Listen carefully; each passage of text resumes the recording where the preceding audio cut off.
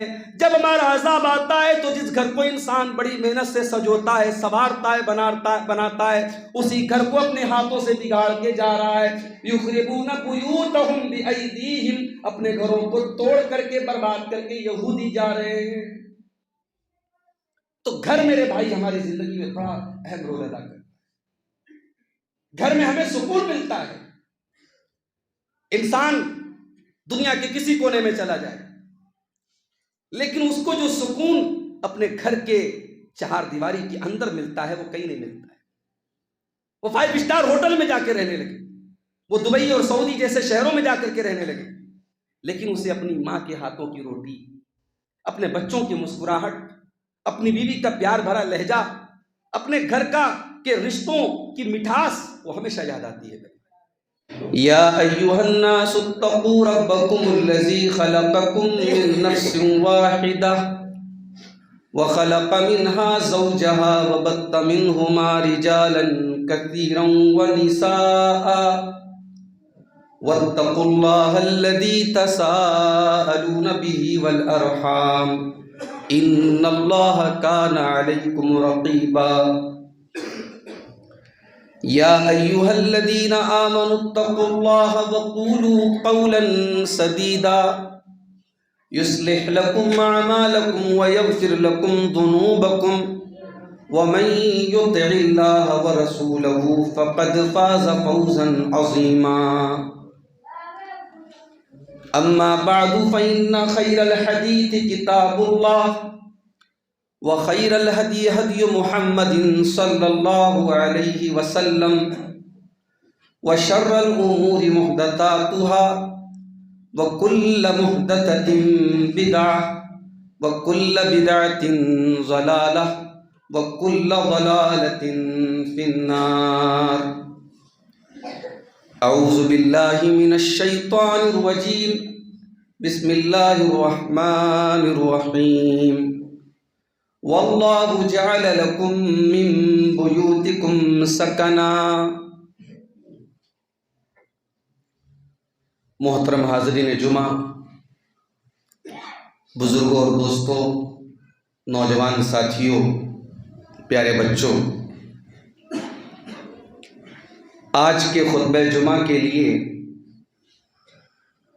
میں غور کر رہا تھا کہ کس موضوع پر خطاب کیا جائے، کس عنوان پر گفتگو کی جائے۔ پھر اچانک میرے ذہن میں آیا ایک ایسا موضوع جو آج ہر انسان سے اس موضوع کا تعلق ہے، اور ہر انسان چاہتا ہے کہ اس موضوع پر اس کی رہنمائی کی جائے، اس کو بتایا جائے۔ موضوع کیا ہے؟ موضوع یہ ہے کہ ہمارے گھروں میں سکون کیوں نہیں ہے۔ ہر گھر میں آج کچھ نہ کچھ مسئلے ہیں، ٹینشن ہے۔ کہیں باپ بیٹے میں نہیں بن رہی ہے، کہیں بھائی بھائی میں جھگڑے چل رہے ہیں، کہیں شوہر اور بیوی کے درمیان نا اتفاقی ہے اور جھگڑے لگے ہوئے ہیں۔ گھر تو ہمارے ماشاءاللہ بڑے شاندار بن گئے۔ پہلے مٹی کے کچے گھر ہوا کرتے تھے، آج گھروں میں ماربل بچھ گئے، ٹائلز لگ گئے، مہنگے مہنگے ڈیکوریشنز آ گئے، لیکن جس چیز کا نام سکون ہے، جس چیز کا نام برکت ہے، وہ چیز گھر سے نکل رہی ہے۔ انسان کی زندگی میں گھر کا رول کیا ہے؟ گھر کیوں، انسان اپنے گھر کیوں آتا ہے؟ قرآن کریم میں اللہ تعالیٰ نے گھر کا مقصد بتایا کہ گھر سکون پہنچانے کی جگہ ہے۔ وَاللَّهُ جَعَلَ لَكُم مِّن بُيُوتِكُمْ سَكَنًا، اللہ تبارک و تعالیٰ نے تمہارے گھروں کو سکون کا ذریعہ بنایا ہے۔ تم زمانے کی ٹینشن سے، زمانے کے مسائل سے، زمانے کی سمسیاؤں سے جب پریشان ہو جاتے ہو، اپنے گھر آتے ہو، اپنے بیوی کے پاس، اپنے بچوں کے پاس، اپنے ماں باپ کے پاس، اپنے بھائی بہنوں کے پاس، تو تم کو سکون ملتا ہے۔ اللہ کہہ رہا ہے گھر سکون کا ذریعہ ہے، اور گھر چلا جائے یہ عذاب ہے اللہ کا۔ ہمارے بعض اسٹیٹس میں آپ نے سنا ہوگا آج کل ایک نیا ٹرینڈ چلا ہے بلڈوزر کا۔ کسی کے اوپر کوئی الزام لگا، ابھی جرم ثابت بھی نہیں ہوا ہے، صرف الزام لگا کہ ہاں اس نے یہ کام کیا، فٹافٹ بلڈوزر چلتا ہے اور انسان کی گاڑی کمائی پل بھر میں ختم ہو جاتی ہے۔ یہ سزا دینے کا نیا طریقہ نکلا ہمارے ملک میں، یہ اسرائیل سے یہ طریقہ آیا ہے، یہ یہودیوں کا خبیث طریقہ ہے۔ بھئی یہ کون سا انصاف ہے، یہ کون سا جسٹس ہے، یہ کون سا نیائے ہے کہ جرم اگر کسی ایک انسان نے کیا ہے، ابھی اس بحث کو چھوڑ دیجئے کہ اس نے جرم کیا بھی ہے کہ نہیں کیا ہے۔ 1993 کے ایک کیس میں کل عدالت نے ایک صاحب کو بری کیا ہے، آج 2024 چل رہا ہے، 93 سے 2003، 2003 سے 2013، 2013 سے 2023، 24، 31 سال کا ٹائم گزر گیا۔ 31 ایئرز، 31 سال اپنی پوری جوانی ایک شخص نے جیل کی کال کوٹری میں گزار دی، اور جج صاحب کہتے صاحب ثبوت نہیں ملا ان کے خلاف، ان کو بری کیا جاتا ہے۔ اس انسان کی زندگی کے 31 سال دنیا کی کوئی عدالت لوٹا پائے گی؟ اس کے بچوں پر جو داغ لگا ہوگا کہ اس کا باپ مجرم ہے، اس کے باپ کو سزا ہوئی ہے، اس کے بچوں کو وہ عزت، اس کے گھر والوں کو وہ عزت کون لا کے دے گا؟ ہم مسلمان اس ملک کی نیائے ویوستھا پر، اس ملک کے جوڈیشری سسٹم پر ہم یقین رکھتے ہیں۔ ہم نے کبھی بھی اس ملک کی عدالتوں کو گالی نہیں دی ہے، ہم نے اس ملک کے کبھی انصاف پر قانون نہیں اٹھایا ہے، مگر انصاف کی طرح ہونا چاہیے میرے بھائی۔ ابھی اس بحث کو جانے دیجئے کہ ایک انسان نے اگر اس کے اوپر کوئی الزام لگا ہے تو وہ الزام صحیح ہے کہ غلط ہے، یہ ایک الگ بحث ہے۔ جرم ایک انسان کا ہے، اس کے بچوں کا کیا قصور ہے، اس کی بیوی کی کیا غلطی ہے، اس کی ماں کی کیا غلطی ہے؟ آپ نے سب کو لا کے سڑک پہ کھڑا کر دیا اور کہتے صاحب یہ انصاف ہے۔ یہ سوچنے کی بات ہے میرے بھائی۔ 1400 سال پہلے مدینہ کے اندر یہودیوں کا ایک قبیلہ رہتا تھا، اس قبیلے نے مسلمانوں کے ساتھ غداری کی، جنگ کا موقع آیا مسلمانوں کے دشمنوں کا سپورٹ کیا، جبکہ انہوں نے ایگریمنٹ کیا تھا اللہ کے نبی کے ساتھ کہ جب بھی مدینہ پر حملہ ہوگا ہم مسلمانوں کا سپورٹ کریں گے، مسلمانوں کی مدد کریں گے۔ انہوں نے اس ایگریمنٹ کو توڑ دیا، غداری کی، اور غداری کی سزائے موت ہے۔ اللہ کے نبی نے حکم دیا کہ ان کو ان کے گھروں سے نکال دیا جائے۔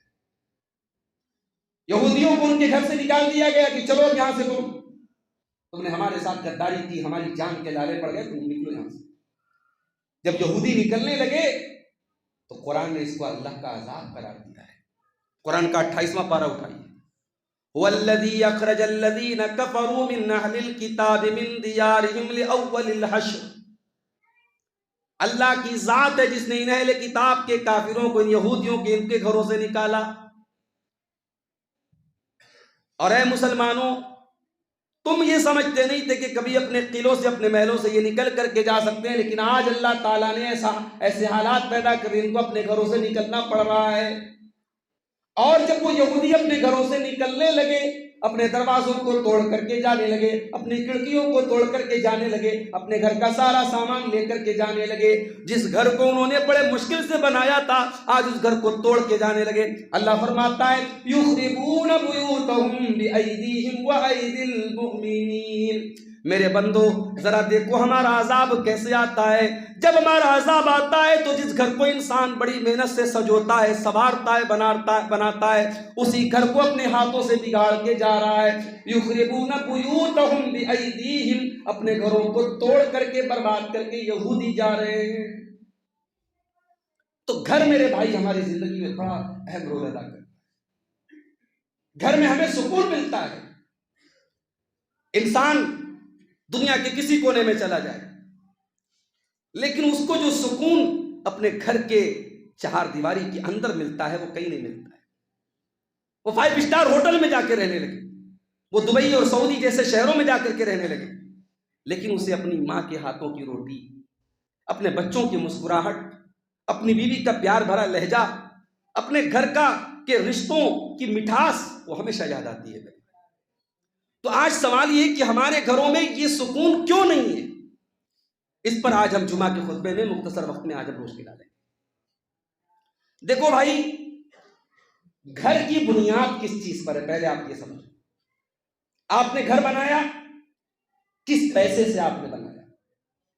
کہیں ایسا تو نہیں کہ کسی کا حق مار کے آپ نے گھر بنایا؟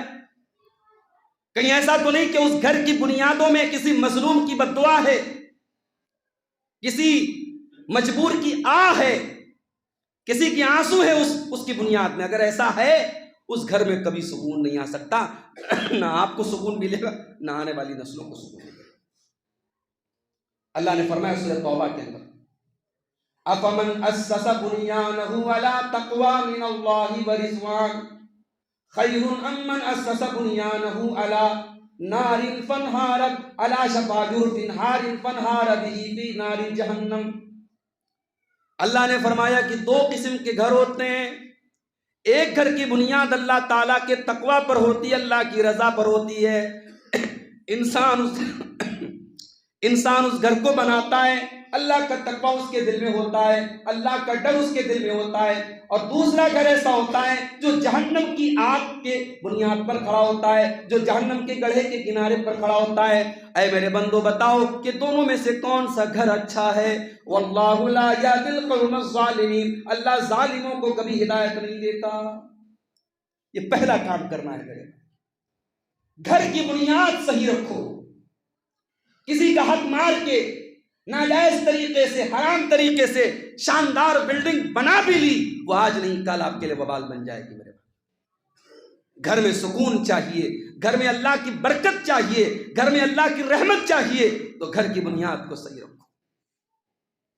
دوسری چیز، اگر گھر میں سکون چاہیے تو اپنے گھر کو شرک کے تمام طریقوں سے دور رکھو۔ مسلمان کا گھر ہے صاحب، اور اس میں غیر اللہ کی تصویریں لگی، اس میں باقاعدہ ایسے کاغذ لگے ہیں جس پر الٹی سیدھی گنتیاں لکھی اور لکھا ہے کہ صاحب اس سے گھر میں برکت آئے گی۔ یہ کاغذ پہ گنتیاں لکھنے سے گھر میں برکت نہیں آتی، معاف کیجیے گا، بلکہ قرآن کی آیتوں کو لٹکانے سے بھی گھر میں برکت نہیں آتی۔ میں بڑے صاف الفاظ میں کہہ رہا ہوں کہ آپ نے آیت الکرسی گھر میں لٹکا دیا، آپ نے سورہ اخلاص گھر میں اس کو خوبصورت توغرے میں لگا کے لٹکا دیا، اس سے گھر میں برکت آئے گی؟ نہیں، برکت نہیں آئے گی۔ ہاں، آپ اپنے یاد کرنے کے لیے، ہاں، حالانکہ علماء نے اس سے بھی منع کیا ہے کہ ڈیکوریشن کے لیے بھی قرآن کی آیتوں کو گھر میں نہ لگا۔ بعض لوگ ڈیکوریشن کے لیے لگاتے ہیں، آیت الکرسی خوبصورت لکھا ہے، اس کو گھر میں ڈیکوریشن کے لیے لگا دیا۔ علماء نے منع کیا ہے، Quran is not for the decoration, Quran decoration کی کتاب نہیں ہے، قرآن تو ہدایت کی کتاب۔ ہاں، آپ نے آیت الکرسی گھر میں لگائی، گھر کے بیڈ روم میں لگا دی، گھر کے ڈرائنگ روم میں لگا دی کہ جب ہم گھر میں آئیں آیت الکرسی سامنے ہو، ہماری نظر پڑے، ہمیں آیت الکرسی یاد ہو جائے، ہمارے بچوں کو یاد ہو جائے، یہ ایک الگ مقصد ہے۔ برکت کے لیے آپ قرآن کی آیت نہیں لٹکا سکتے، یہ الٹی سیدھی گنتیاں جو لکھی رہتی ہیں، یہ تعویذ ہے۔ جیسے گلے میں پہننے والا تعویذ حرام ہے، ایسے گھر میں لٹکانے والا تعویذ بھی حرام ہے۔ اس سے گھر میں کبھی برکت اور سکون نہیں ہے۔ شادی ہوئی، اب میاں بیوی کی شادی کی جو فوٹو ہے صاحب، اس کو خوبصورت سے ایلبم میں لگا کر کے الماری کے اوپر سجا کے رکھ دیا، اس کو جو ہے کمرے میں سجا کے رکھ دیا، کہاں سے برکت آئے گی؟ یہ الگ مسئلہ ہے، کیمرے کی تصویر جائز ہے کہ ناجائز ہے، لینی چاہیے کہ نہیں لینی چاہیے، علماء کا اختلاف ہے۔ چلو اگر ہم جائز کی ایک گنجائش نکال بھی لیں کہ کیمرے کی تصویر پینٹنگ سے الگ ہے، تو اس کا کیا مطلب ہے کہ آپ اس کو باقاعدہ فریم کر کے اس کو توغرا میں لگا کر کے آپ کمرے میں لگائیں گے؟ نہیں، اتنا آسان مسئلہ نہیں ہے۔ لا تدخل الملائکۃ بیتا فیہ کلب ولا صورۃ، اللہ کے نبی فرماتے جس گھر میں کتا ہوتا ہے، جس گھر میں تصویر ہوتی ہے، اس گھر میں اللہ کی رحمت کے فرشتے نہیں آتے۔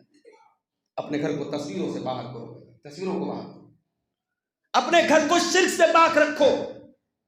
جب رشتہ کرو اپنے بچوں کا، اپنے گھر میں بہو لاؤ، اپنے لیے بیوی لاؤ، تو توحید والے گھروں سے بیوی لاؤ، توحید والے گھر کی بیٹی لاؤ، ورنہ میں نے دیکھا ہے اہل حدیثوں کے گھروں میں آج حرام کام ہو رہے ہیں، اہل حدیثوں کے گھروں میں آج قبر پرستی ہو رہی ہے، اہل حدیثوں کے گھروں میں آج شرک کے کام ہو رہے ہیں۔ کیوں؟ انہوں نے رشتے ناطے کرتے وقت توحید کو نہیں دیکھا، عقیدے کو نہیں دیکھا۔ ہمارے یہاں تو صاحب پہلے برادری دیکھی جاتی ہے، پہلے اسٹیٹس دیکھا جاتا ہے، ہمارے برابر کے لوگ ہیں کہ نہیں. اور ماشاءاللہ آپ کا پورا علاقہ یہ انصاریوں کا علاقہ ہے، اہل حدیثوں کا علاقہ ہے. آپ کے یہاں بھی صاحب ڈیمانڈ ہو رہی ہے. ابھی اتر پردیش کے سدھارتھ نگر کے علاقے میں گیا، پورے علماء کی بستی ہے، بڑے بڑے علماء، ہماری جماعت کے جو چوٹی کے علماء ہیں. مولانا سید معراج ربانی صاحب کہاں کے؟ اسی سدھارتھ نگر کے. ڈاکٹر وسیع اللہ عباس صاحب کہاں کے؟ اسی سدھارتھ نگر کے. مولانا جلال الدین قاسمی صاحب کہاں کے؟ اسی کے. ہمارے اگر ہمیں 10 اساتذہ نے پڑھایا ہے، 10 میں سے 7 استاد جو ہمارے اسی علاقے کے ہیں، بستی، گونڈا، بلرام پور اور سدھارتھ نگر کے علاقہ. ابھی وہاں ایک پروگرام میں گیا، رات کے 9 بجے تھے. ہمارے ایک دوست کا فون آیا، مولانا آپ آ رہے ہیں، آئیے ایک نکاح کا پروگرام ہے، تھوڑا سا آپ شامل ہو جائے. گیا، میں دوست کے کہنے پہ چلا گیا. اب وہاں گیا تو صاحب وہاں سب لوگ فوٹو ووٹو کھینچنے لگے. مولانا آگے چلیے، آپ نکاح پڑھا دیجیے. نکاح بھی پڑھا دیا میں نے. نکاح کے بعد ایک صاحب کہنے لگے، مولانا آپ نے جس کا نکاح پڑھایا ہے یہ ڈاکٹر صاحب ہیں اور یہ رشیا سے ڈاکٹری کی پڑھائی پڑھ کے آئے ہیں، آپ کو معلوم ہے ان کو جہیز میں کیا ملا ہے؟ میں نے کہا نہیں بھائی، مجھ کو نہیں معلوم کیا ملا ہے. کہا کہ 5 لاکھ روپے کیش ملے ہیں، 10 لاکھ کی گاڑی ملی. اہل حدیث گھر کی بات بتا رہا ہوں، دونوں طرف کے لوگ پکے اہل حدیث الحمدللہ. لڑکے کو جہیز میں کیا ملا؟ 5 لاکھ کیش، 10 لاکھ کی گاڑی. میں نے کہا لڑکی والے کیا بہت پیسے والے؟ کہا نہیں مولانا پیسے والے نہیں، زمین بیچ کے انہوں نے انتظام کیا ہے. اللہ، یہ ہمارا حال ہے، یہ ہماری جماعت کا حال ہے. ہم قرآن و حدیث کے پڑھنے پڑھانے سننے سنانے والے اور پکے اہل حدیث اور سینے پر ہاتھ باندھنے والے اور 8 رکعت تراویح پڑھنے والے اور رفع یدین کرنے والوں کا یہ حال ہے. بند کر دو میرے بھائی، اپنے اہل حدیثیت کو بدنام کرنا بند کر دو. اللہ تعالیٰ کے یہاں آپ ان سنتوں پر عمل کر کے بچ نہیں جائیں گے اگر یہ جہیز نام کا ناسور آپ کے گھروں میں پایا جا رہا ہے. جس شادی کی بنیاد لالچ پر ہو، جس رشتے کی بنیاد حرام چیزوں پر ہو، اس رشتے میں برکت کہاں سے آئے گی؟ نہیں آ سکتی میرے پیارے بھائیوں. اس گھر میں سکون نہیں آ سکتا. اپنی شادیوں کو صحیح کرو میرے بھائی. جیسے نماز میں چنتا کرتے ہو میری نماز سنت کے مطابق ہے کہ نہیں، جیسے ہر عبادت کے بارے میں فکر کرتے ہو میری عبادت سنت کے مطابق ہے کہ نہیں ہے، اپنی شادی بیاہ کو بھی سنت کے مطابق کرو میرے عزیزوں میرے بھائی. اللہ کے نبی فرماتے ہیں تنکح المرأۃ لأربع لمالها ولحسبها ولجمالها ولدینها. جب کسی لڑکی کا نکاح ہوتا ہے تو 4 چیزیں اس کے اندر دیکھی جاتی ہیں. مال دیکھا جاتا ہے، خاندان دیکھا جاتا ہے، خوبصورتی دیکھی جاتی ہے اور دینداری دیکھی جاتی ہے. آپ نے فرمایا فظفر بذات الدین، تم دیندار عورت کو اپنے گھر میں لے کے آ جاؤ، کامیاب ہو جاؤ گے. دینداری کون دیکھتا ہے بھائی؟ کتنے لوگوں کو میں نے دیکھا، رشتہ دیکھنے گئے، لڑکی اچھی ہے، پڑھی لکھی ہے، عالمہ ہے، دیندار ہے، سب کچھ ہے. گھر آ کے عورتوں کا کمنٹ ہوتا ہے کہ صاحب لڑکی بہت اچھی ہے لیکن گھر بہت چھوٹا ہے، گھر والے زیادہ مضبوط نہیں ہے، زیادہ کچھ ملے گا نہیں. یہ سوچ ہے ہماری. یہ سوچ، اگر یہ سوچ کر کے آپ رشتہ کر رہے ہیں، معاف کیجیے گا، اس گھر میں سکون نہیں آ سکتا، اس گھر میں اللہ کی رحمت نہیں آ سکتی. گھر میں سکون چاہیے تو گھر والی نیک ہونا بہت ضروری ہے میرے بھائی. گھر میں ہم اور آپ بہت کم ٹائم گزارتے ہیں. ہماری عورتیں، ہمارے گھروں کی جو عورتیں ہوتی ہیں ان کا زیادہ ٹائم گھر میں گزرتا ہے. اگر عورت دیندار ہو، عورت نیک ہو، عورت نمازی ہو، عورت پردے دار ہو، عورت دین سے محبت کرنے والی ہو، اس گھر کا کیا کہنا. اس گھر میں سکون ہی سکون ہوگا، اس گھر میں رحمت ہی رحمت ہوگی. اپنے گھروں کے اندر اگر سکون لانا ہے، دیندار عورت کو بیوی بنا کے لاؤ، دیندار عورت کو بہو بنا کے لاؤ. اور اس کا الٹا بھی ہے، اپنی لڑکیوں کو جھونک مت دو، کسی شرابی کے حوالے مت کر دو. جس بیٹی کو بچپن سے لے کے جوانی تک پالا ہے، جس کا ہر شوق اور ارمان پورا کیا، آج کسی شرابی، کسی زانی، کسی بدکار، کسی حرام خور کے حوالے کر رہے ہو. اور بعض لوگ کہتے ہیں صاحب ہماری بیٹیاں سدھار لے گی. کیا گارنٹی ہے اس بات کی آپ کی بیٹیاں سدھار لے گی؟ یہ بھی تو ہو سکتا ہے کہ وہ نہ سدھار پائے اور وہ شرابی کل آپ کی بیٹی کو بھی شرابی بنا دے، آپ کی بیٹی پر ظلم و ستم کرے. ان پھول سی بچیوں کو میرے بھائی، ان کو جہنم کی آگ میں مت جھونکو میرے بھائی.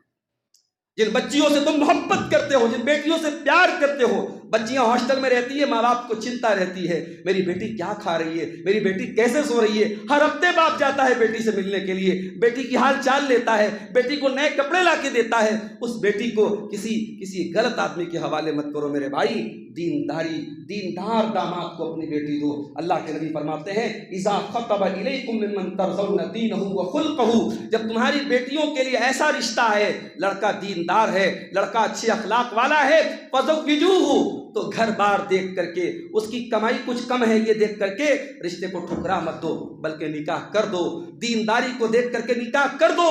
اگر تم نے ایسا نہیں کیا تکن فتنۃ فی الارض وفساد عریض، تو زمین میں بہت بڑا فتنہ پھیل جائے گا اور بہت بڑا فساد پھیل جائے گا۔ تو داماد بھی آپ کا دیندار ہو اور آپ کی بہو بھی دیندار ہو، تب جا کر کے گھر میں سکون آئے گا۔ گھر میں اگر سکون چاہیے، میاں بیوی ایک دوسرے کی ضرورتوں کو سمجھے۔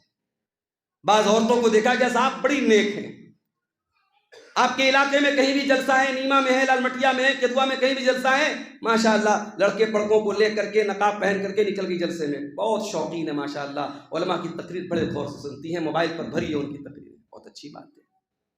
صبح بیٹھ کر کے قرآن پڑھتی ہے، بہت اچھی بات ہے، 5 ٹائم کی نماز کی پابند ہے، بہت اچھی بات ہے۔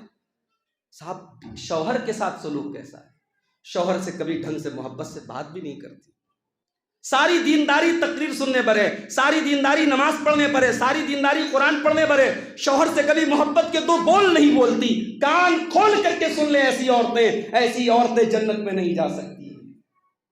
جنت میں جانے کے لیے ایک شادی شدہ عورت کو اپنے شوہر کے جذبات کا، اس کے احساسات کا، اس کی فیلنگز کا، اس کے ایموشنز کا خیال بھی کرنا پڑے گا، اپنے شوہر کو خوش کرنا پڑے گا، اپنے شوہر کی بات ماننی پڑے گی۔ اللہ کے نبی کے پاس ایک عورت آتی ہے کسی کام سے، اللہ کے نبی پوچھتے ہیں کہ کیا تمہاری شادی ہو گئی ہے؟ اس نے کہا اے اللہ کے نبی میری شادی ہو گئی ہے۔ آپ نے فرمایا کہ تم اپنے شوہر کے ساتھ کیسا سلوک کرتی ہو؟ کہتی ہے ما آلوہ الا خیرا، اے اللہ کے نبی میں اپنے شوہر کے ساتھ ہر طریقے سے اچھا سلوک کرتی ہوں، کوئی کمی نہیں کرتی ہوں۔ اللہ کے نبی نے فرمایا دیکھو فانظری اینما انت منہ فانما هو جنتک ونارک، دیکھو تمہارا شوہر تمہاری جنت بھی ہے اور تمہارا شوہر تمہاری جہنم بھی ہے، اگر تم نے اس کی حق تلفی کی تو تمہارا شوہر تمہارے لیے جہنم بن جائے۔ کبھی کبھی ہم وہ حدیثیں سنتے تو ہمیں بڑی حیرت ہوتی ہے کہ شوہر بیوی کو اپنی جسمانی ضرورت کے لیے بلائے اور بیوی انکار کر دے تو رات بھر فرشتے لعنت کرتے ہیں۔ بعض لوگ ان حدیثوں کا مذاق اڑاتے ہیں کہ صاحب یہ اسلام میں کون سی بات کہہ دی ہے، مگر یہ کوئی غلط بات نہیں۔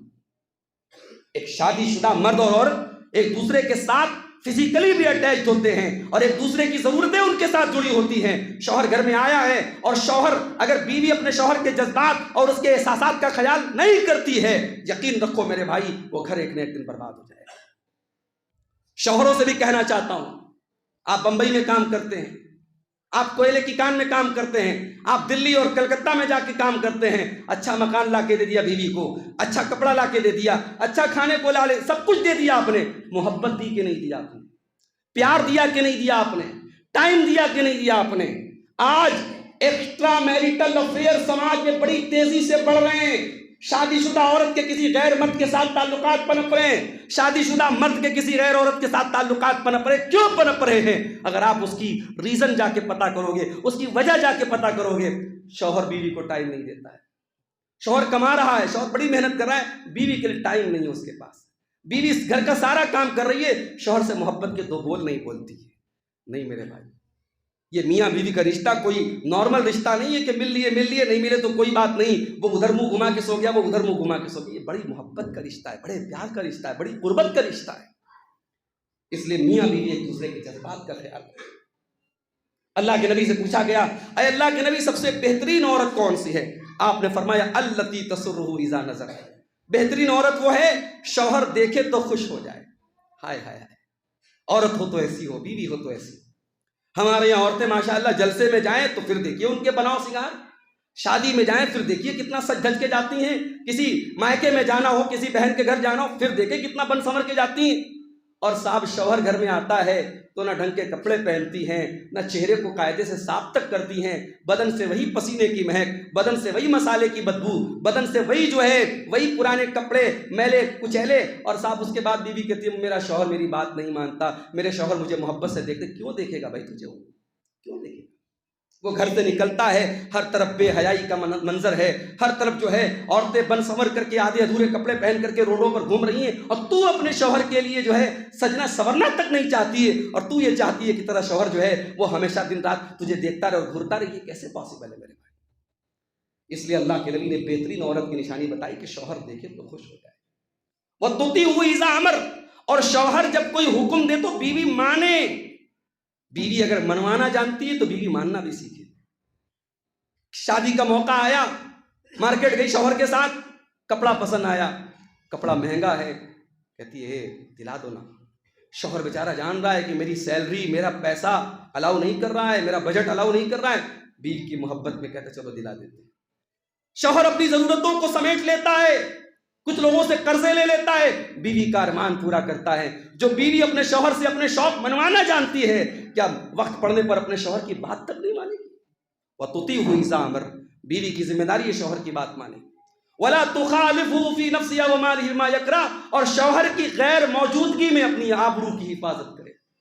کسی منچلے کو یہ موقع نہ دے کہ اس سے کھل کر کے باتیں کرے، کسی بدتمیز کو یہ موقع نہ دے شوہر گھر میں نہیں ہے تو اس کے اوپر غلط نگاہیں ڈال لے، اتنا سختی سے جواب دے کہ جو نگاہیں غلط انداز میں پڑے وہ واپس چلی جائیں، جس کے دل میں امیدوں کا کوئی پودا ابھرنے کی کوشش کرے وہ وہیں پہ بیٹھ جائے اور انسان کو احساس ہو جائے نہیں صاحب یہاں میری دال نہیں گل سکتی ہے، یہ لڑکی اپنے شوہر کے لیے بہت لائل ہے، یہ عورت اپنے شوہر کے لیے بہت جو ہے وفادار ہے۔ یہ ہونا چاہیے۔ اس کا الٹا دیکھ لیجیے آپ، اللہ کے نبی سے صحابی نے پوچھا اے اللہ کے نبی بیوی کا حق کیا ہے ہمارے اوپر؟ آج کوئی شوہر یہ نہیں پوچھے گا، میں کہیں بھی جاتا ہوں تو لوگ کہتے ہیں مولوی صاحب ذرا عورتوں پر تقریر کر دیجیے، مردوں کی طرف سے یہ آتا ہے عورتوں کے لیے تقریر کر دیجیے، عورتوں کی طرف سے یہ آتا ہے تھوڑا مردوں کو سمجھا دیجیے، کوئی خود سمجھنے کو تیار نہیں ہے۔ یہاں صحابی اللہ کے نبی سے کہہ رہے ہیں اللہ کے نبی ہمارے اوپر ہماری بیوی کا حق کیا ہے؟ صحابہ اپنا حق پوچھتے تھے، اپنی ذمہ داری پوچھتے تھے، ہمیں تو بس اپنی ملائی سے مطلب ہے کہ ہمیں کیا ملنا چاہیے، ہمیں کیا کرنا ہے، اس سے کوئی مطلب نہیں۔ آپ نے فرمایا ان تطعمها اذا طعمت، شوہر کی ذمہ داری یہ ہے جب وہ کھانا کھائے تو بیوی کو کھلائے، وتکسوها اذا اکتسیت، اور بیوی جو پہنے اپنی بیوی کو پہنائے، جتنے معیار کا جتنے اسٹینڈرڈ کا کپڑا خود پہنتا اپنی بیوی کو بھی پہنائے، ولا تضرب الوجہ، اور کبھی بھی اپنی بیوی کے چہرے پر ہاتھ نہ اٹھائے، ولا تقبح، کبھی گالی گلوچ نہ کرے، ولا تہجر الا فی البیت، اور کبھی اگر بیوی سے جھگڑا ہو تو گھر کے باہر معاملہ نہ جائے۔ تو یہ جب تک میاں بیوی میں یہ سمجھداری نہیں ہوگی گھر میں سکون نہیں ہے۔ اور آگے بڑھیے، 5-10 منٹ کا موقع اور ہے، 2-4 اہم چیزیں بیان کر کے بات ختم کریں گے۔ گھر میں سکون چاہیے تو ایک حدیث پر عمل کرنا پڑے گا۔ حدیث کیا ہے؟ لیس منا من لم یرحم صغیرنا ولم یوقر کبیرنا، وہ انسان ہم میں سے نہیں ہے جو چھوٹوں پر پیار نہ کرے اور بڑوں کا احترام نہ کرے۔ جس گھر میں بڑوں کا احترام نہ ہو، بیٹا اپنے باپ کا احترام نہ کرے، چھوٹا بھائی بڑے بھائی کا احترام نہ کرے، چھوٹی بہن بڑی بہن کا احترام نہ کرے، جس گھر میں بڑوں کا احترام نہ ہو اس گھر میں سکون نہیں آ سکتا۔ اور اس کا اپوزٹ بھی ہونا چاہیے، بڑے بھی چھوٹوں سے پیار کا برتاؤ کریں۔ معاف کرنا میرے بھائیوں، گھر صرف اولاد کے بگاڑ سے نہیں بگڑتا ہے، میرا جملہ نوٹ کر لینا، گھر صرف اولاد کی نافرمانی سے نہیں بگڑتا ہے، بہت سارے گھر ماں باپ کی ضد سے بگڑتے ہیں، ماں باپ کی ہٹ دھرمی سے بگڑتے ہیں، ماں باپ کی ڈکٹیٹرشپ سے بگڑتے ہیں۔ ایک ساس یہ چاہتی ہے میری بہو مجھے ماں کا درجہ دے، ایک ساس یہ چاہتی ہے میری بہو مجھے جو ہے ہر وقت میری خدمت میں لگی رہے، مگر وہ ساس کبھی بھی اپنی بہو کو اپنی بیٹی کا درجہ دینے کو تیار نہیں۔ کیوں؟ بیٹی اور داماد کہیں گھومنے چلے جائیں، بیٹی کا فون آئے شوہر مجھے لے کر کے باہر جا رہا ہے، کلکتہ بنگلور بمبئی جا رہا ہے، ماں خوش ہو جاتی ہے، ماں جو ہے خوشی کا اظہار کرتی ہے، اور بیٹا بہو کو لے کے چلے جائے تو ماں کا دماغ خراب ہو جاتا ہے کہ میرا بیٹا تو میری اپنی بیوی کا جو ہے اپنی جوڑی کا غلام بن گیا۔ یہ ڈبل معیار نہیں چلے گا، یہ دوہرے اسٹینڈرڈ نہیں چلیں گے کہ بیٹی کے لیے الگ معیار ہے بہو کے لیے الگ معیار ہے۔ جو کام بیٹی اور داماد کے لیے بڑا صحیح ہے وہ بہو کے اور بیٹے کے لیے غلط ہے، یہ نہیں چلے گا میرے بھائیوں، میری ماں اور بہنوں۔ ایک ساس کو سمجھداری سے کام لینا پڑے گا۔ گھر میں بہت سارے ایسے موقع آتے ہیں جب باپ یہ دیکھ رہا ہے کہ میری اولاد کے فیصلے مجھ سے الگ ہیں، میری اولاد کی باتیں مجھ سے الگ ہیں، تو وہاں باپ کو نرمی اور محبت سے ہینڈل کرنا چاہیے۔ یہ اڑ نہیں جانا چاہیے کہ سب میرا بنایا ہوا ہے، میں باپ ہوں، میں پاورفل ہوں، میرا بیٹا میرے سامنے کیسے زبان چلا سکتا ہے۔ اگر یہ سوچ جہاں باپ کے اندر پیدا ہوئی، لکھ لو میری بات، وہیں سے گھر کے اندر بگاڑ شروع ہو جائے گا۔ رشتے جو ہے نرمی سے چلتے ہیں میرے بھائی، رشتے محبت سے چلتے ہیں۔ اللہ کے پیارے نبی نے ایک بڑی پیاری بات ایک حدیث میں فرمائی، آپ نے فرمایا جب اللہ تعالیٰ کسی پریوار کے ساتھ بھلائی کرنا چاہتا ہے ادخل علیہم الرفق، اس گھر میں اللہ تعالیٰ نرمی کو ڈال دیتا ہے، اس گھر میں اللہ تعالیٰ نرمی ڈال دیتا ہے. ماں کے دل میں بچوں کے لیے نرمی ہو جاتی ہے, باپ کے دل میں بچوں کے لیے نرمی پیدا ہو جاتی ہے, ساس کے دل میں بہو کے لیے نرمی پیدا ہو جاتی ہے, نند کے دل میں بھابھی کے لیے نرمی پیدا ہو جاتی ہے, بھابھی کے دل میں نند کے لیے نرمی پیدا ہو جاتی ہے. نرمی اور محبت سے گھر میں رشتے چلتے ہیں میرے باپ.